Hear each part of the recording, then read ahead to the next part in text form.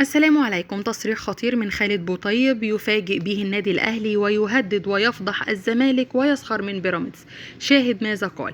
ولكن في البداية ريت نعطر فمنا بذكر الله والصلاة والسلام على رسولنا الكريم.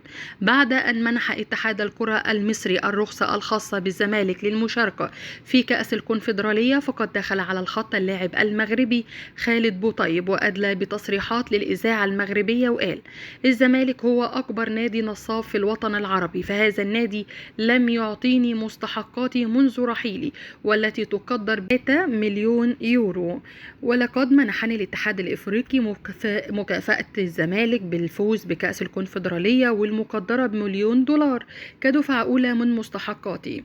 فرؤساء النادي الزمالك لديهم مش ليهم كلمة على الإطلاق، فأنا أشبههم بالنساء، سواء كان مرتضى منصور أو حسين لبيب الذي يتولى قيادة الزمالك حاليا. فأنا لم ولن أتنازل عن مستحقاتي أبدا مهما كلفني الأمر، ولدي 2 مليون يورو مستحقات لدى الزمالك حاليا، وسوف أحجز على كل أموال تدخل نادي الزمالك لكي أتحصل على مستحقاتي المتأخرة.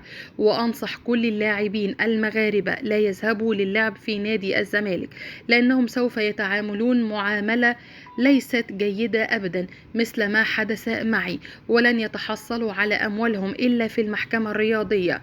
وعلى العكس تماما، أنصح كل اللاعبين المغاربة إذا لعبوا في مصر لا يلعبوا إلا في النادي الأهلي، لأن النادي الأهلي الوحيد في مصر، لأنه لا يتأخر على مستحقات اللاعبين مثل ما يحدث مع اللاعبين المحترفين في النادي الأهلي كعلي معلول المغربي وبدر بنون من قبل، وأيضا وليد أزارو حاليا يلعب في النادي الأهلي رضا سليم. فالأهلي هو النادي الوحيد في مصر الذي يعمل باحترافية مثل الأندية الأوروبية الكبرى.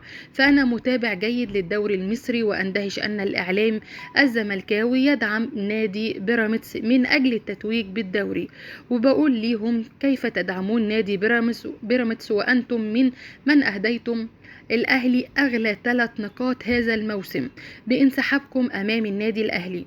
فالأهلي لو توج بهذه البطولة سيكون بفضل الزمالك الذي انسحب أمام الأهلي، وشاهدنا الأهلي بعد انسحاب الزمالك ماذا فعل.